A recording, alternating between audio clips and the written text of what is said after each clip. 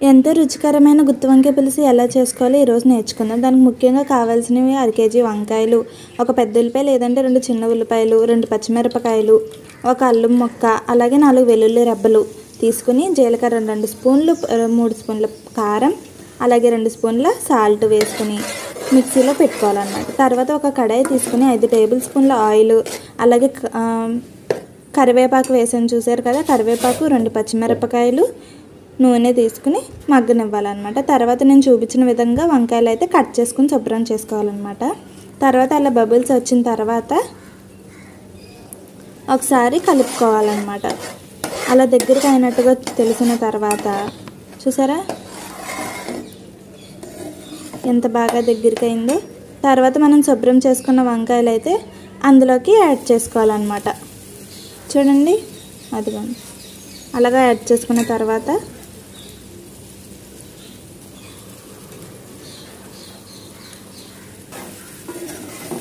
కలుపుకోవాలన్నమాట. తర్వాత అలా మగ్గిన తర్వాత మూత పెట్టేసుకుని కాసేపు మగ్గనివ్వాలి. మళ్ళీ ఒకసారి కలుపుకుంటే అప్పుడు కూర అనేది దగ్గరికి అవుతుందన్నమాట. సో చూసారు ఎంత బాగా దగ్గరికి అయింది. తర్వాత కొంచెం నీళ్ళు తీసుకుని మిక్సీలో తీసుకున్న నీళ్ళు అయితే అందులోకి వేసేసుకోవాలి. సో చూసారా కలుపుకోవాలి అలాగా, అప్పుడు కొంచెం కూర అనేది త్వరగా దగ్గరికి అవుతుంది అన్నమాట.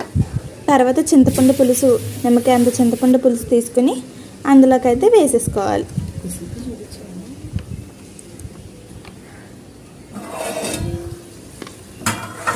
సో చూసారా అలాగా చింతపండు పులుసు అయితే 20 నిమిషాలు మగ్గనివ్వాలన్నమాట చింతపండు పులుసు వేసిన తర్వాత. సో చూసారా ఎంత బాగా తయారైందో కూర. తర్వాత 20 నిమిషాలు మగ్గనివ్వాలి. సో చూసారా కూర బబుల్స్ వస్తున్నాయి, అంటే కూర అనేది తయారవబోతుంది అన్నమాట.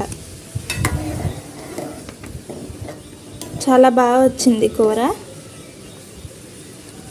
మీరు కూడా ఎప్పుడైనా ఇంటి దగ్గర చేసుకోవాలనుకుంటే ప్రయత్నించండి, చాలా బాగుంటుంది. నేను చెప్పిన విధంగా ప్రయత్నిస్తే ఎంతో రుచికరమైన గుత్తి వంకాయ పులుసు చూసారా చాలా బాగా వచ్చింది కూర. సో తర్వాత గుత్తి వంకాయ పులుసును ఒక బౌల్లోకి తీసేసుకోవడమే. Thank you for watching.